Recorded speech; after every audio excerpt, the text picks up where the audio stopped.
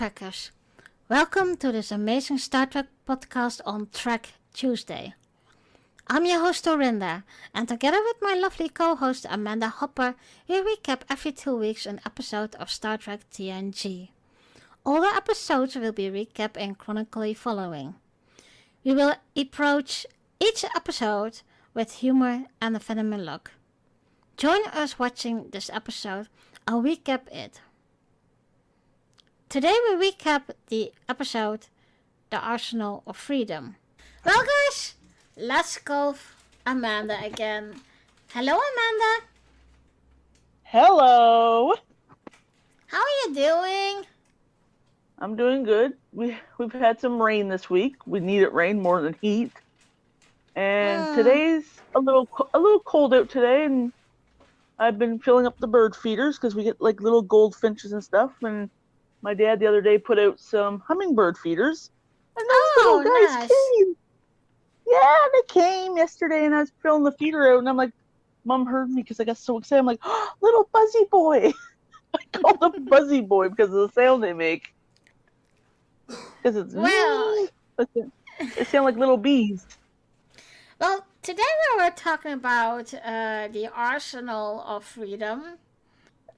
I think a typical TNG Star Trek episode. Yeah. Picard got the order to go to the Lawrence cluster because there was a ship, the USS Drake, who did some research there, but it disappeared. And the original order was that the USS Drake would have to in search for why all life on Minos was disappearing. Yeah. Yeah. Basically, yeah. Stuff they were wondering why stuff was disappearing from the planet, and it gets interesting as to why there was no life on that planet.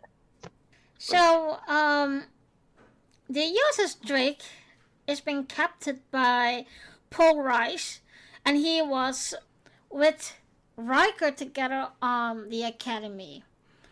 And it was very weird in a way because Worf was the one who mentioned that if Riker didn't got the assignment to serve on the USS Enterprise, he would be the captain of the USS Drake. I'm actually glad he went with the Enterprise. Yeah, I think many of us, especially the ladies.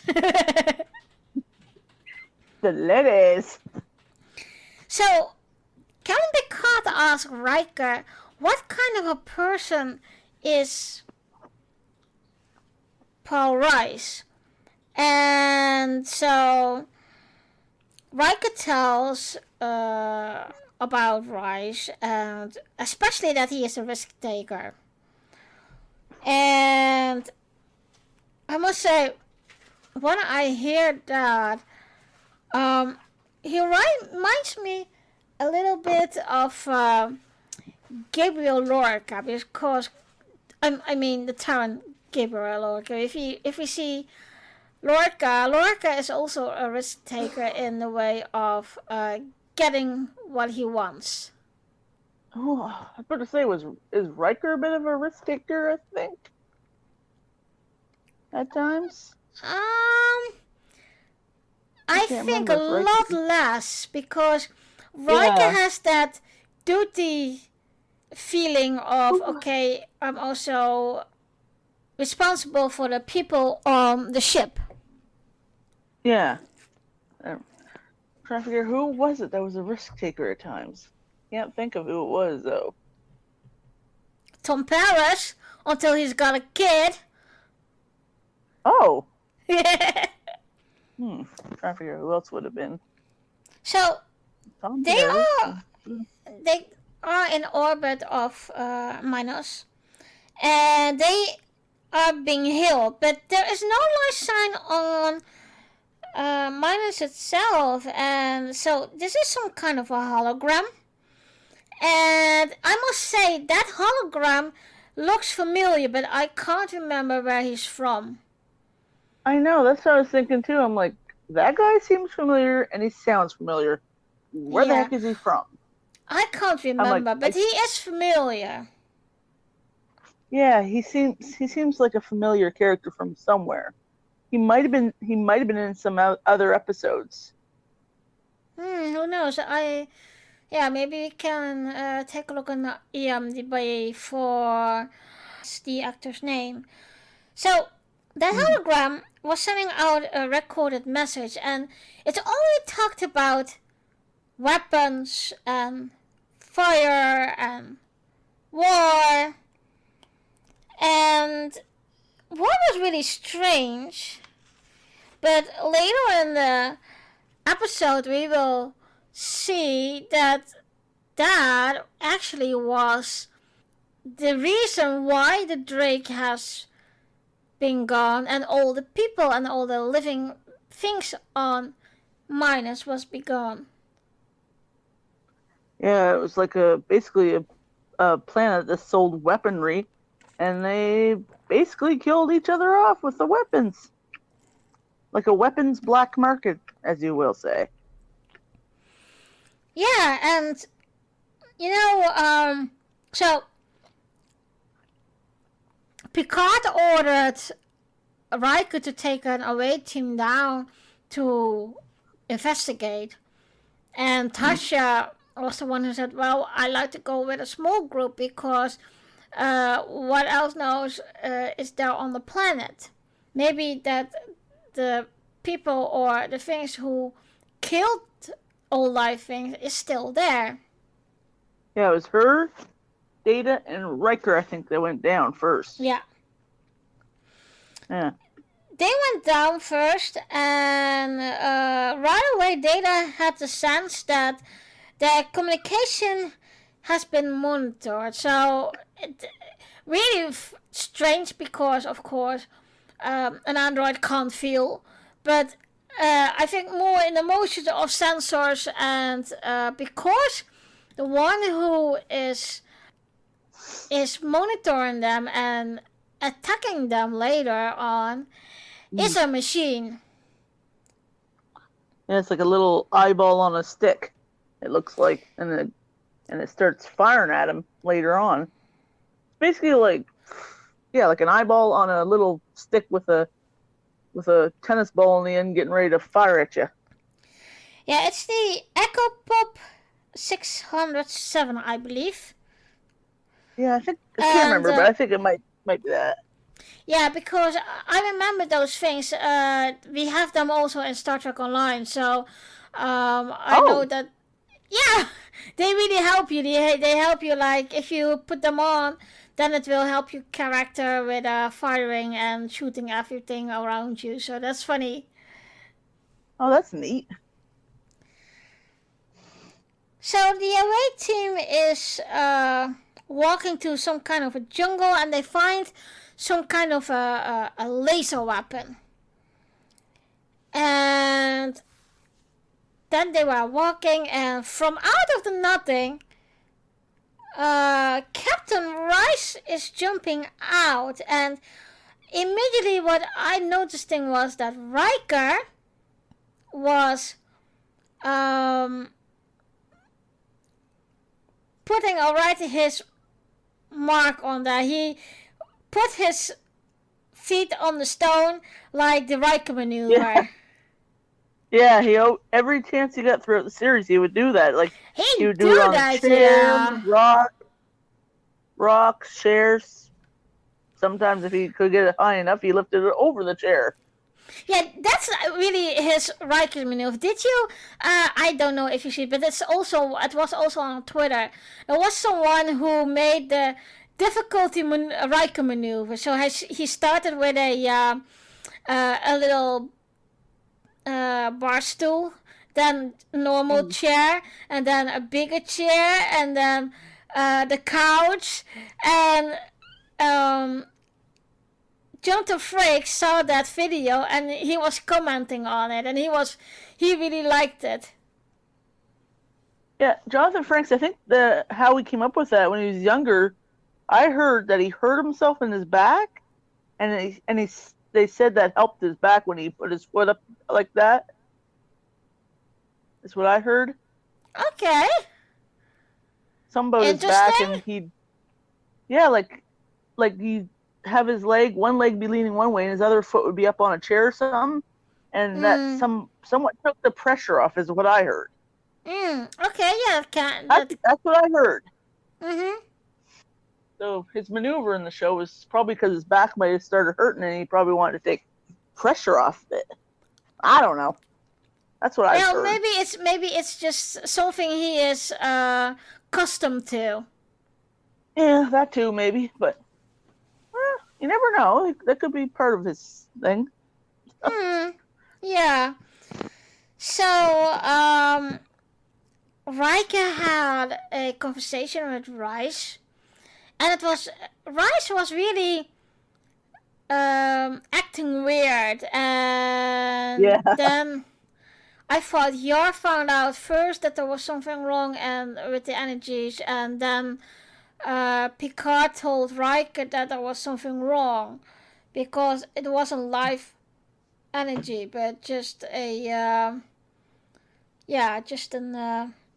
electronic energy. So the machine who just had the hologram as Captain Rice, he began asking Riker questions, and Riker maneuvers his answers that way that it's completely false. And he was. Yeah, the thing, whatever. Captain Vance, he said. I can't remember if it was Vance or whatever it was. Well, anyway, he's asking him all these questions about the ship, and then Riker's finally clicking in. That ain't my bro. And then Riker's like, the name of the ship? It's the good ship Lollipop. Yeah. Like, it's the good ship Lollipop. And I was like, wow, that's one way to mess with somebody. Yeah, so calling the Enterprise the good ship Lollipop. So we see that Riker went confronting it, and so the fake Rice was disappearing, and then we saw that electric echo pop, and it began to attack them. And I think it cocooned Riker, didn't it, in like a force field? Yeah, it did, yeah. And that was also very weird, because they couldn't get him out. And no, like he was stuck. So Picard said, okay, I'm going to beam down, and Dr. Crusher has to come with me. So they did. And they talked a little bit with Data and Yar, but they couldn't get the force field off Riker.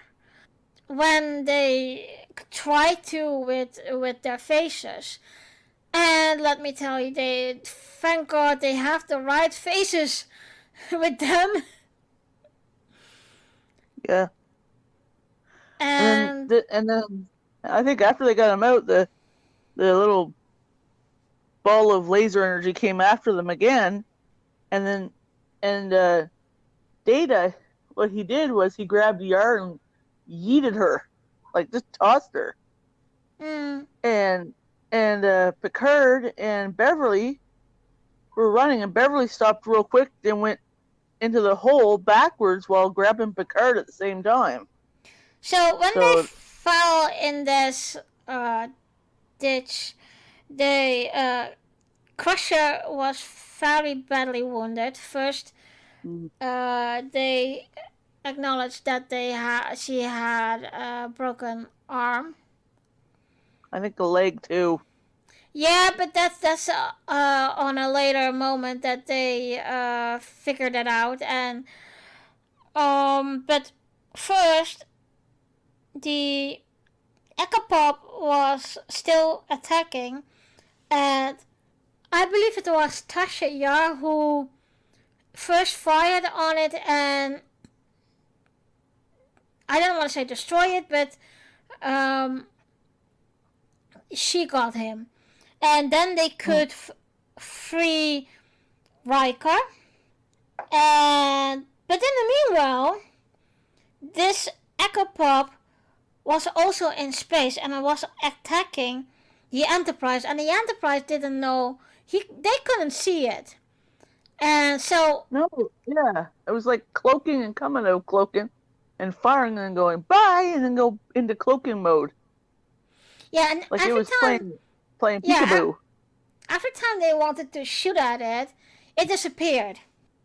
Then there was, because Picard gave LaForge the bridge, Lieutenant Logan from engineering was coming on to the bridge, and he was saying, why the hell are we being shot at, and you need to go, and I am outranking you. You need to listen to me.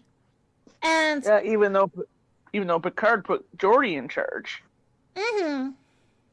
And Geordi wouldn't get away either, because it was Captain Picard who gave him the lead position, and so they're bickering on. And thank God Geordi didn't listen to him and just give him the damn order. Go back to engineering. I need you there. And then later Geordi did something really cool though. To fight the thing, he sent the saucer section away and went back with like the battle bridge section to go fight it. Did you see Lieutenant Logan, his name, his face? He was really off. Oh, thanks a lot. Now I get a command, but I need to care for all the families, etc. I can't get the battle bridge. Like a little kid who doesn't get his way. Yeah. Thank God Geordi didn't listen to him and just smack him around and said, okay, you need to listen to me. I'm in charge and you just need to listen. So we are down on the planet again. And Riker, Yar, and Data are searching for Picard, and Yar was the one who noticing what the fire pattern was. She said there will be an Echo Pop every 12 minutes. So we still have a few minutes to look for Captain Picard and Dr. Crusher.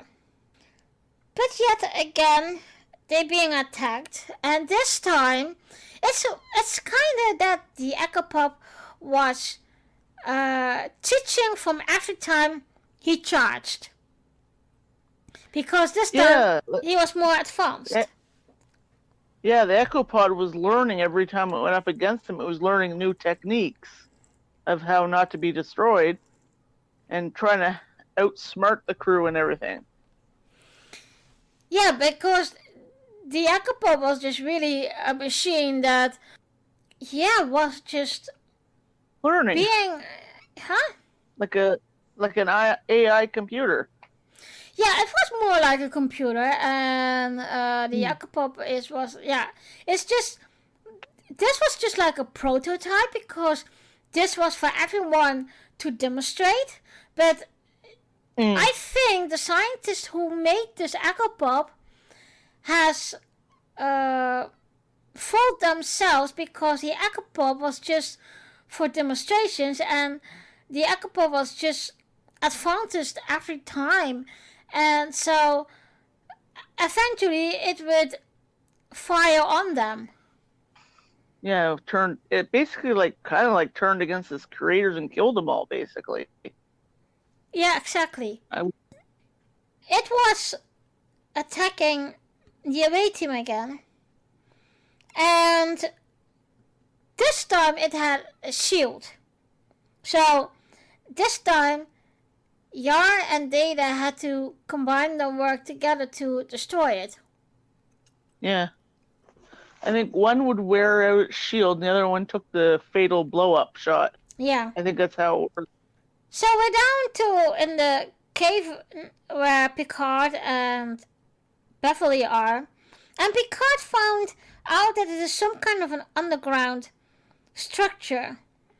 But Beverly was really injured and she couldn't keep awake. And she said, "You need to help me to keep me awake because I can't sleep." And then it was the time that they found out that Beverly has broken her leg as well. Yeah. So Yeah, broken bones. Not fun. she saw roots hanging and she told them, okay, break those roots, bite in it, and tell me what you taste. And he said, well, it's very bitter. And then she said, well, take that piece of root and rub it on your head. Is it changing color? And because yes. And then she said, okay, you need to grind that for me or get that into pieces and put that against the wound in my on my leg. So Captain Picard was very curious on how Beverly knew that. Yeah, I think Beverly said it was her grandmother? Yeah. I think it was her grandmother. Yeah. Yeah. It's like traditional medicine, basically.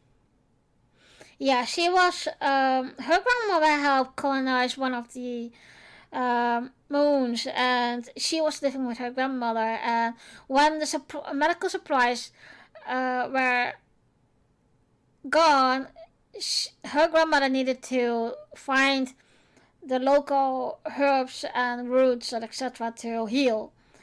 And so, Beverly, when telling Picard a little bit of her life, and you could see that Picard was thinking, ew, I thought I knew her because she was the wife of my best friend on the Stargazer.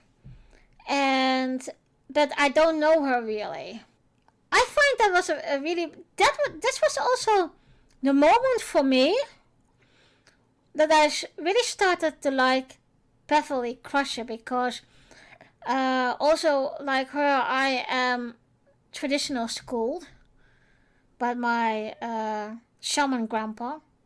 So yeah, that was the moment that I was saying, okay, she's not only my first ever crush mom, she's also a great doctor. So the Enterprise is trying to foresee where the Echo Pop will attack next. And they outmoved him, but when they shot, they had no luck because they missed. Geordi made the hardest decision and said, okay guys, we need to leave Warp 5 and we need to figure something out. And that was the moment that, of course, Mr. Logan came on the bridge and he was condemned Geordi now because he was saying, why, you are leaving them now to their own fate, etc., etc. Thank God, Geordi had the right temperament and the right decision to make that because he had a plan. But you also could see that Counselor Troy was a little bit worried, yeah, of Geordi because it's a big decision. And like you said, when Geordi said, okay, I'm going to separate the saucer, and Lieutenant Logan, you got the bridge of the saucer to get the family to the nearest starbase, and I will see if I can battle them. But you know what really strange is, and I have seen that in in the years from the TNG series, the Battle Bridge has a few members, and I thought it was bigger than that. Yeah, they only have like a handful of members, like, what is it, like 5 or 6 people? Yeah. I can't remember. And that's really weird in a way, because you would think, okay, that saucer section is also pretty large, so why just 6 people to um, conduct that, to fly it like that? So, but okay. I must say, the separation of the saucer is always one of my favorite moments when they do that. I know, it's like really cool. The saucer, when it separates to go to the starbase, it just looks like a giant UFO floating in space. Yeah, but that is just cool to watch it, and also Yeah. when it's this, that is the point, and I have said it before. That is the point in the first episode of TNG that I stayed hooked at Star Trek. Yeah, because when it separates and goes together, it's really cool. It is cool. And the Because fun when you're going back together, it's like parallel parking like a car. A lot more dangerous. The fun part is me and Simon are building now an Enterprise D model of about 70 centimeters from Eagle Moss. Holy jeez. It's very large, it's very heavy, but it has the options to separate the saucer and the Battle Bridge, and that is so super cool. Yeah, that is cool. Oh, I'd love to get me one of those. Well, if you guys like to see how far we are now, because we're almost ready, we only just gonna have 10 issues and then it's done. So we're almost done with it. On my private Facebook group, you can look to the album of the Eagle Moss Hero Collection 70 centimeter Enterprise D build. And I will, every time we have an issue, I will make pictures or videos of it so you can see how far we are and what we still have to do. Huh. But it is huge. I can tell you, we were in the first 5-6 issues, we were thinking, oh, we will find a place for it. Now it's almost finished. I mean, last time my Simon put it on the stand that we got, and it was pretty big, and I was thinking, okay, where the hell are we going to put this? Especially when we're gonna have a cat. This is gonna be a disaster. Oh God. Cats, destructive animals. they are. I used to have a 3D puzzle I did of the Taj Mahal, and I had a cat that weighed 20 pounds named Boots, who took it upon himself to jump into the center of that puzzle and destroy it. Like, literally jumped in the center of the Taj Mahal, and it was 3D, and flattened that sucker, because he weighed over 20 pounds, and he crushed it. Oh dear. He lived to be about 20 years old. He was a chunky boy. Yeah. Cats, you gotta watch out for stuff like that. Well, then let me give you a little preview what Simon has in mind. We're gonna have 2 cats. Probably first small, but then we will go large. But he is going to call his cat Q. And he wanted to try to name my cat like Picard, you know? Aww. And I was saying, hell no, he's not going to call Picard. I'm going to call him something else. But okay. But that's... And I think I already told you this too.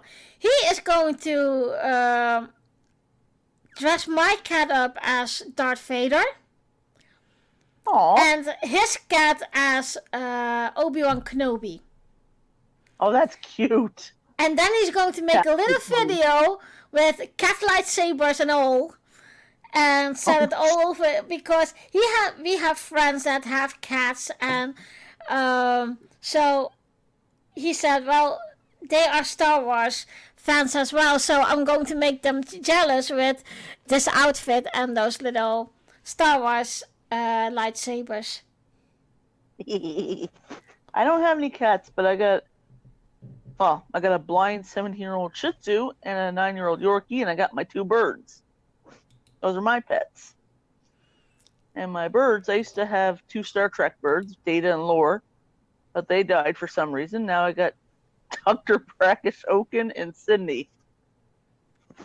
Okay. Yeah. I don't dress them up, though. I don't dress the dogs up either. They're too hard to do it. It's too hard to do it to the blind 17-year-old.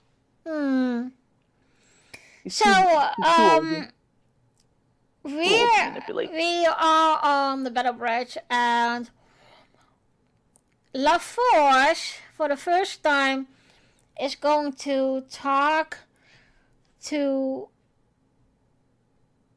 those 2 younger cadets, because they needed the encouragement, because Counselor Troy, before they separated the saucer and the Battle Bridge, Counselor Troy went to LaForge in Captain Picard's ready room, or in his office, and she told him, well, I can feel you are nervous, but think of the younger cadets as well.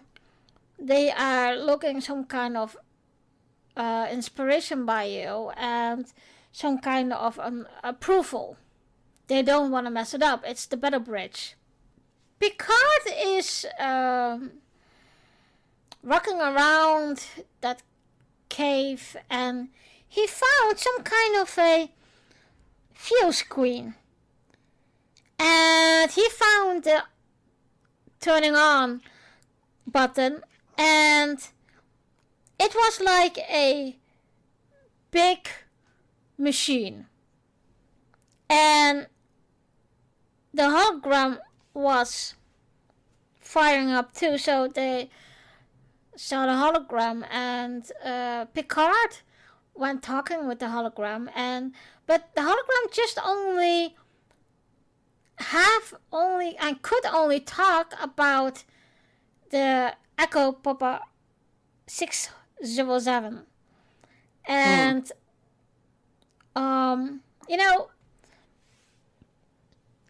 so Picard had to find a way to communicate with the hologram to get the knowledge he wanted to know. That is how Picard found out how the USS Drake and all the living things on Minos disappeared. It was basically a big old battle with all the weapons. Yeah, it's just like some kind of a perfect killing system. A little too perfect. Yeah, indeed. So the away team also found Picard and Crusher, but because of the drop down was about 11 meters, they couldn't get to them, and this was a funny scene. Data has that dry humor of him. And he said, well, sir, I can do it.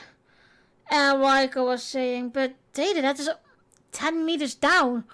And Data said, well, actually, sir, it's 11 point, I thought about 1150 down. And so Riker asked him, how are you gonna do that? And Data answered, well, just jumping. Oh, jeez. Yeah, jumping. And yours like, you're not indestructible, Data. Like, any other person would drop 11 meters, or whatever it is, 11 meters or feet, whatever it was. they could easily break a bone doing that, but not Data. He's an android. I'm sure he's got like some kind of impact cushioning in those joints. So that was very funny. And then Data jumped down. He greeted Picard, and then he was scanning Dr. Crusher. And he gave Picard a look, and that look, I was thinking, that is almost human, what Data did. Or how he looked. Then Picard find a way to shut the machine off. And the away team could be being back to the battle bridge. And Riker and Picard came to the battle bridge, and Geordi wanted to give the commanding back to Picard. And Picard was saying, well, Mr. LaForge, I gave you a full ship. This is a half ship. So get me back to the saucer, and you give me back the Enterprise complete and not half. Yeah. And you could see how proud Geordi was, and it was like kind of a reward of his commanding, and it was also a very rewarding thing for him, because how stupid Logan was treating him. Yeah, like a little kid. Logan acted like a little kid that didn't get his own way if he didn't get what he wanted. Well, not only that, but I mean, like, because he was outranking LaForge, he wanted to be the big man on the bridge. And, well, like Geordi said, there is a reason that Captain Picard gave me the command, and I need you in the engineering. Yeah, that's true. Because Logan was a bit like very stubborn and hard-headed, I guess you could say. Yeah, he was. But not only that, it's super annoying if somebody is going to stand up on his ranks of, okay, I'm higher ranking than you, so I'm the boss. Yeah, that is kind of annoying when somebody when they're higher ranking than you, they think they can take over. But no, Geordi was put in control of the Enterprise, not you, Logan. Okay, we're at the end of the episode that we recapped today. Is there something you'd like to add? I don't really think I need to add much. Anything to it, really. Okay. It was my turn to give you guys a question. So, yeah. Well, my question for you guys is, if you were a lower rank, like Geordi, but the captain gave you the command, and somebody in a higher rank is coming to you, of course, Captain Picard is now here, I'm higher in rank than you are, so I outrank you. How would you react? Would you be this cool like Geordi? I'm curious about that. Well, somebody tells you that you're in command and some little weasel who is higher rank, but if he comes in storming in trying to take over after you were made the captain for the time being, come on, man, don't try to shove yourself into the situation like that. So the only thing we still have to do, Amanda, is rating this episode. Ooh. How would you rate it? Around a 9? I kind of like the episode.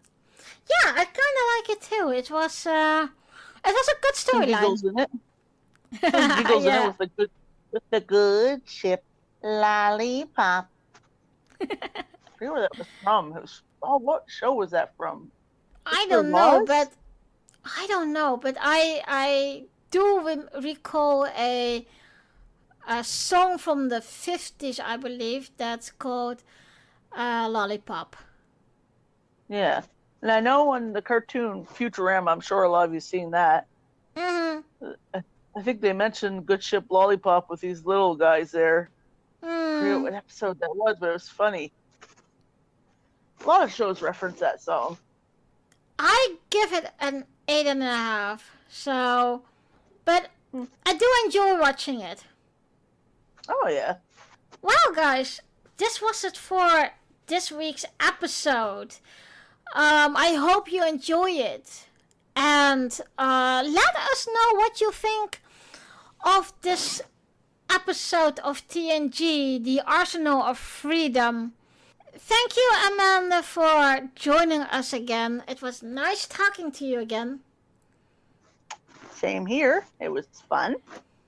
And we will see you guys in about 2 weeks. Live long and prosper. Live long and prosper, guys. Dear listeners, thank you for listening and join us in 2 weeks for a new episode recap. In the next episode, we will recap the episode Symbiosis. Girls Talking Trek is also to listen, follow and subscribe on Anchor, Google Podcast, Spotify, Amazon Music, Apple Podcast, the Facebook group and the YouTube channel. If you'd like to comment on the episode or talk with us about the Star Trek episode we just recapped, you can reach out on the Facebook group and the YouTube channel of Girls Talking Trek. We will see you in 2 weeks. Live long and prosper.